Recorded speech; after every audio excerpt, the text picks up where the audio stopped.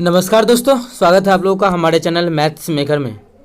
तो डेली की तरह आज भी लेके आए हैं सभी क्वेश्चन हमारा प्रीवियस ईयर क्वेश्चन है। ठीक है, जैसा कि पता ही आप लोगों को हम लोग डेली प्रीवियस ईयर क्वेश्चन करते हैं और सभी क्वेश्चन हमारा एसएससी और आरआरबी का पूछा गया प्रश्न रहता है। सभी क्वेश्चन हमारा एसएससी और रेलवे का ही प्रीवियस ईयर रहता है। लेकिन अभी जो हम लोग कर रहे हैं वो इस सप्ताह में ज़्यादातर क्वेश्चन हमारा आरआरबी का है, रेलवे का ज़्यादातर प्रीवियस ईयर क्वेश्चन है। जैसा कि आप लोग ये भी देखते होंगे, रेलवे एनटीपीसी 2016 में पूछा गया प्रश्न है और एनटीपीसी का जो भी क्वेश्चन है रेलवे एनटीपीसी का वो हमारे एएलपी के लिए बहुत ही इंपॉर्टेंट रहने वाला है। ठीक है, आप लोग को जैसा कि बताते विभाज्यता का नियम भी सभी एग्जाम्स में पूछा जाता है, वो सभी क्वेश्चन आप लोगों के लिए हम करवा चुके हैं। अगर नहीं देखे हैं तो सभी जाके आप लोग देख सकते हैं। पहले ये भी क्वेश्चन देखिए, बहुत ही अच्छा है लेकिन ग्रुप डी में पूछा गया है। एक पैटर्न बताएंगे जिससे कि डायरेक्ट आप लोग बता दीजिएगा कि जो भी पूछेगा आंसर, इसका मान पूछे, जो भी पूछता है बता सकते हैं यहाँ से। ठीक है, वो कैसे बताना है, क्या बताना है। जैसे यहाँ पे पहले 10 का मान निकालना है तो कॉट का तो ये पता है, फिर 10 का कैसे निकालेंगे, तो वो भी चीज़ आप लोग यहाँ से निकालने के लिए सीख जाएगा। 10 का डायरेक्ट बोल सकते हैं आप लोग कि √3 - √2 होगा, कैसे होगा, क्यों होगा, वो सभी चीज़ आप लोग को हम बताने वाले हैं। ठीक है, अगला देखिएगा, ये भी क्वेश्चन हमारा रेलवे जूनियर इंजीनियर के एग्जाम में पूछा गया प्रश्न है और भाज्य संख्या पे आधारित प्रश्न है। इस प्रकार का जो भी क्वेश्चन यहाँ बनने का संभावना होगा वो सभी चीज़ आप लोग को हम बता देंगे और ये भी क्वेश्चन हमारे रेलवे जूनियर इंजीनियर का ही है। ठीक है, तो चलिए हम लोग पहला क्वेश्चन से स्टार्ट करते हैं। तो ये रहा हमारा पहला क्वेश्चन, कॉट अल्फा बराबर इतना दिया हुआ है, जो गिवन है हमको, हम लोग को वो दिया है COT, कॉट अल्फा बराबर जो दिया है वो दिया है √3 + √2। ठीक है, कॉट अल्फा जो बराबर दिया है वो √3 और √2 दिया हुआ है। ठीक है, √3 √2। आगे जो पूछ रहा है हमसे tan अल्फा - कॉट अल्फा पूछा जो है वो पूछा है tan अल्फा। निकालना जो है हम लोगों को वो निकालना है tan अल्फा - कॉट अल्फा, इसका मान ज्ञात करना है। अच्छा ठीक है, कॉट अल्फा का तो मान पता है, देखिए यही दिया हुआ है ना, लेकिन tan अल्फा का मान नहीं पता है ना हमको। इसमें tan अल्फा का मान सबसे पहले निकालना पड़ेगा, तभी तो हम मान को पुट कर सकते हैं ना। tan अल्फा का मान हम लोग को नहीं पता है, tan अल्फा का मान हम लोग को यहाँ से निकालना पड़ेगा कि क्या होगा tan अल्फा का मान। अच्छा, कॉट अल्फा बराबर फॉर्मूला क्या होता है, कॉट थीटा बराबर, या फिर अगर बोले तो टेन निकालना है हमको, तो 10 निकालना है तो 10 बराबर जो फॉर्मूला होता है tan अल्फा बराबर हो जाएगा 1/कॉट अल्फा। क्या हो जाएगा, 1/कॉट अल्फा। ठीक है, 1/कॉट अल्फा, तो 1/ कॉट का तो मान आप लोग को पता ही है, ये हमारा है कॉट का मान कितना है √3 + √2, ये हमारा आ गया tan अल्फा का मान। लेकिन क्या इतना रखेंगे तो फिर आंसर मिलेगा, तो इस प्रकार से नहीं, और कुछ चेंज करेंगे। अभी वो क्या चीज़ करेंगे, जो चीज़ का मान निकालना है उसको हम यहाँ से थोड़ा सा कर देते हैं साइड। ठीक है, अब देखिए जब भी इस प्रकार का क्वेश्चन एग्जाम में आता है, नीचे में देखिए इसका स्क्वायर करेंगे, √3 है, √3 का स्क्वायर कितना होगा, 3 होगा। यहाँ क्या है, √2 है, इसका स्क्वायर करेंगे 2 होगा। दोनों का डिफरेंस कितना हो जाएगा, दोनों का डिफरेंस हमारा 1 होगा। अगर दोनों का डिफरेंस 1 हो, क्या क्या क्या, अगर दोनों का डिफरेंस 1 हो तो इस पूरे का जो वैल्यू होता है 1/, का वो हमारा सिर्फ साइन चेंज होता है बस, और पूरा लिखा जाता है बीच का साइन, प्लस था तो माइनस हो गया। क्यों होता है इस प्रकार से, वो देखिए समझाते हैं।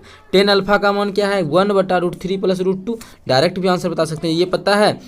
दोनों को घटाना है मानिए तो कट जाएगा, हम लोग का आंसर आ जाएगा। लेकिन कहाँ से क्या आ रहा है वो सभी चीज़ समझाना तो जरूरी है ना। तो अभी देखिए यहाँ से अगर देखें तो tan अल्फा बराबर हमारा क्या आ चुका है, 1/√3 + √2, यही आया है ना। इसी को हम बोले हैं कि √3 - √2 होगा।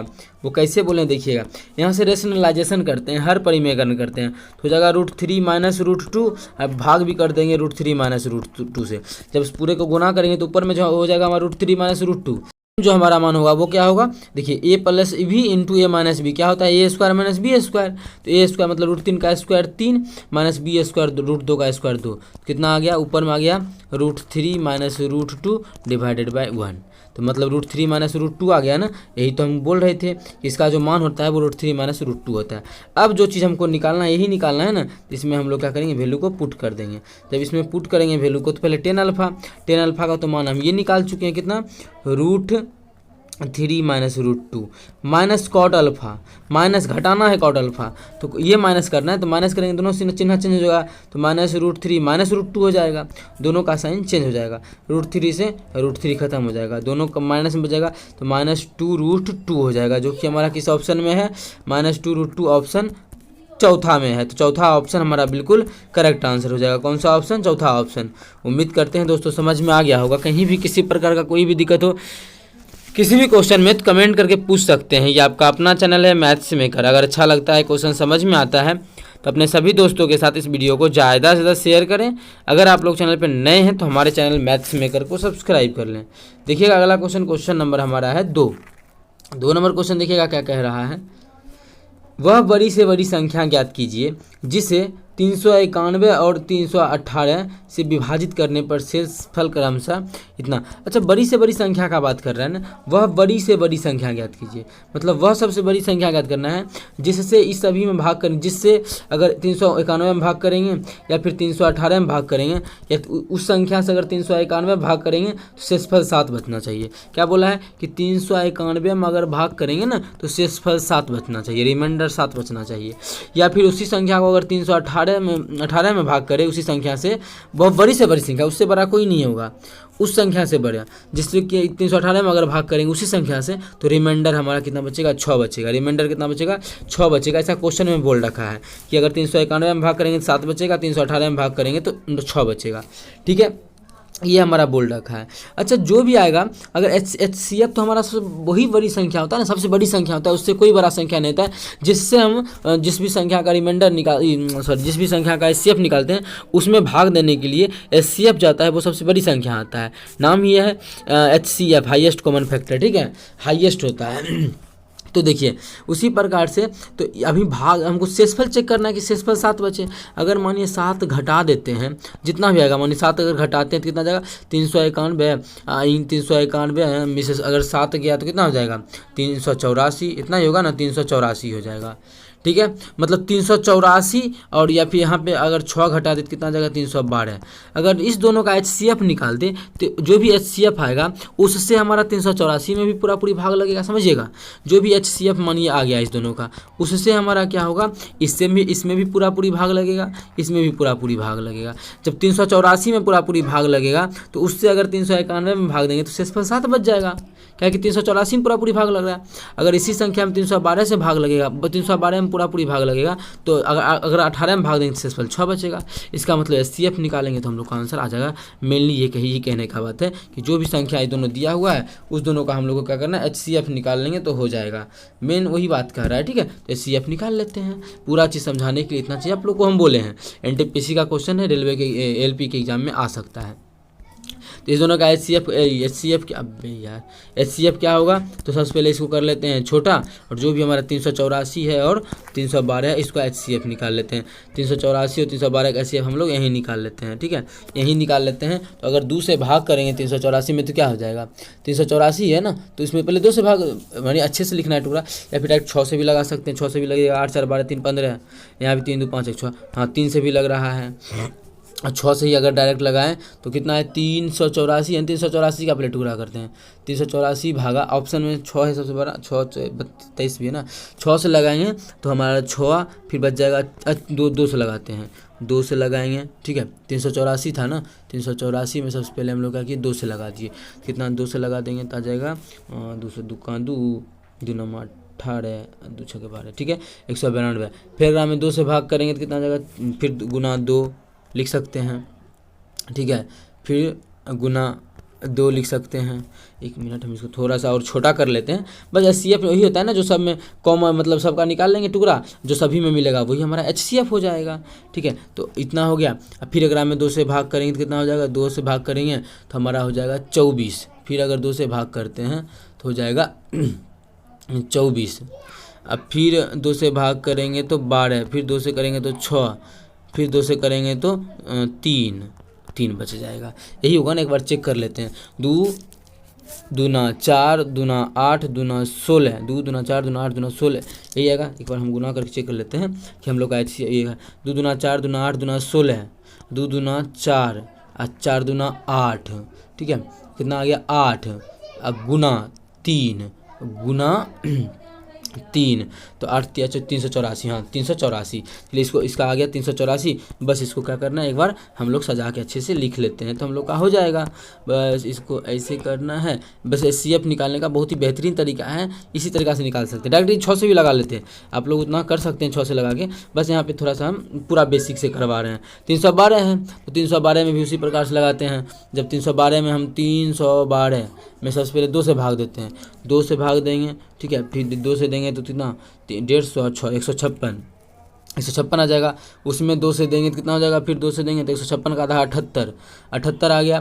फिर 78 में भी लग जाएगा 2 से, हाँ बिल्कुल, हमारा 78 में भी क्या हो जाएगा, 2 से भाग लग जाएगा तो 2, फिर कितना आ जाएगा, 78 का 39 में 3 से देंगे तो 13 आ जाएगा।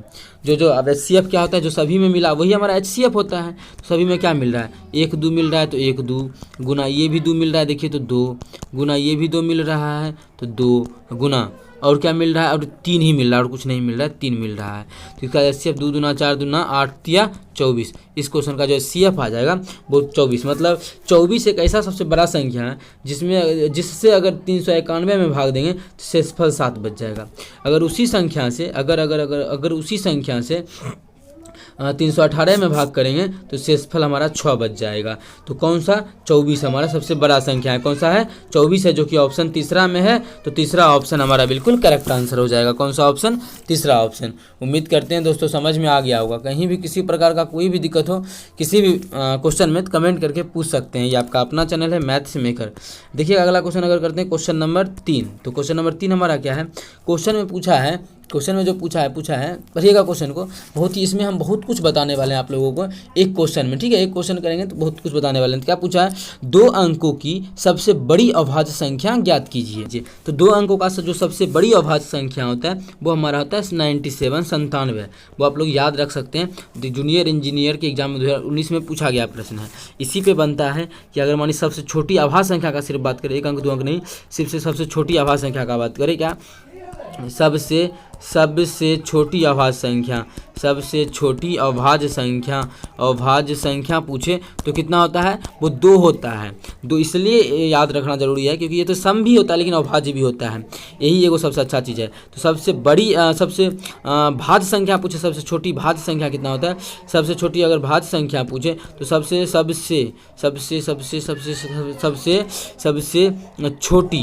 छोटी भाज्य संख्या का बात करें तो भाज्य संख्या जो होता है सबसे छोटी वो हमारा 4 होता है, ठीक है। सबसे छोटी भाज्य संख्या 4 होता है और सबसे छोटी अभाज्य संख्या 2 होता है। अभाज्य पूछे तो 2 होता है, भाज्य पूछे तो 4 होता है। और सबसे बड़ी 2 अंकों की अभाज्य संख्या हमारा 97 हो गया। कितना हो गया, 97। सबसे बड़ी 2 अंकों की अभाज्य संख्या 97 हो गया, जो कि हमारा दूसरा ऑप्शन में है। तो दूसरा ऑप्शन हमारा बिल्कुल करेक्ट आंसर हो जाएगा।